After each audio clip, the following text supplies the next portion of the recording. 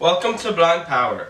Today, we're going to go over the new accessibility features available in iOS 11. iOS 11 is Apple's latest beta, which means that iOS 11 is going to be available in the fall. iOS 11 is going to be available for iPhone, iPad, and iPod Touch. It is Apple's latest firmware.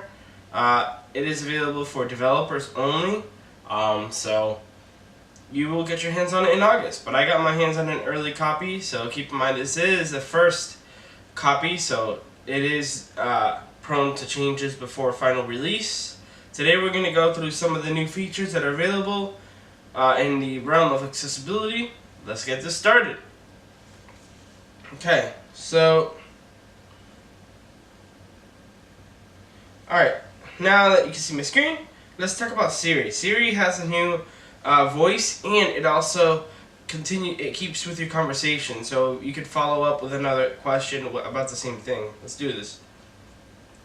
Did the Heat win? The Heat were victorious over the Wizards by a score of 110 to 102 on April 12, 2017. What was their record? The Heat finished the season 41-41. That is third place in the Southeast Division. How about the Magics? Here's what I found on the web. So, now it follows up, so you can say, when did the Magics win? Here's what I found.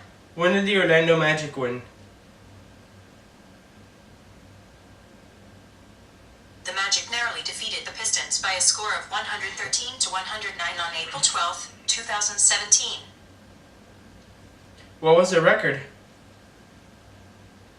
The Magic finished the season 29-53. That is last place in the Southeast Division. Thanks for the info. Don't mention it. So, it's got like a new voice, as you can tell. It's a little more cheerful. It's more human-like. This is thanks to something called machine learning, which is implemented in iOS 11, which is very nice. It's getting a little bit nerdy, but you know, just putting it out there. Okay, so the next thing I want to go ahead and show you guys is when you get this new update, you have something called Magnify, which I triple clicked my home button and I get this magnifier option. I'm actually going to grab something so that we can magnify, because I don't want to show my setup, my mess of office. So, which it already did because I was using it earlier, but alright. So basically what this does is you can actually zoom in. So I'm going to zoom into the Apple TV control here, and I'm going to take a shot right there. Boom. Now you could zoom in, you can pan around, you can tell it says the menu, and you can see the details. It's really good enough for like vending machines and stuff. So if you're at a vending machine, you don't have to, you know, bend down and open up camera. This is actually pretty accurate. You know, the colors are on point, the font, everything is super easy to read. So that's that. Alright, now the next thing I want to talk about is Zoom. Zoom seems to be a little more fluent and a little more responsive. Now, with Zoom, I haven't noticed too much of a difference, except it's a little more smoother, and it's not as like, it doesn't get slowed down at all. It's actually very, very good.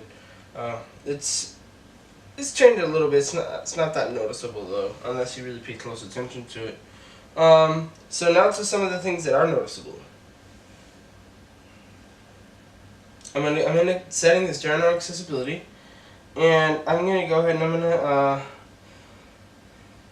open up the display accommodations, which is a new function, and then here you have your invert colors. So you have your smart invert, which is cool. It's like you get like a dark mode sort of thing, and if you like to make it easier for your eyes at night, and you know, a lot of things are normal, but then you know, you can open up what can I open here that I won't put anybody on blast?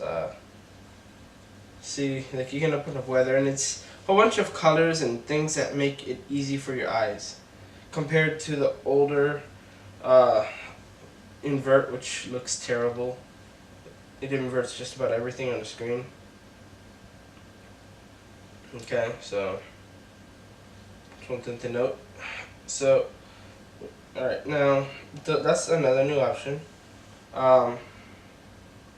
You have this color filters, which is different. Basically changes the tone of your screen. It's a more controlled version of a night shift mode, essentially. That's what it's called. It's like night shift, but a little more controlled. No, I don't want to stop the recording. Okay. So these are all like categorized in here nicely under display accommodations. And just things are a little bit more organized. Now when you go into your control center, besides the new layout, you actually can enable accessibility from your control center. So I'm going to force click on there, and here you have options for zoom and voiceover. So it's kind of nice that you could have it there without having to use the home button. So besides that, that's pretty much it. I hope you guys enjoyed this video, and I'll see you in the next one.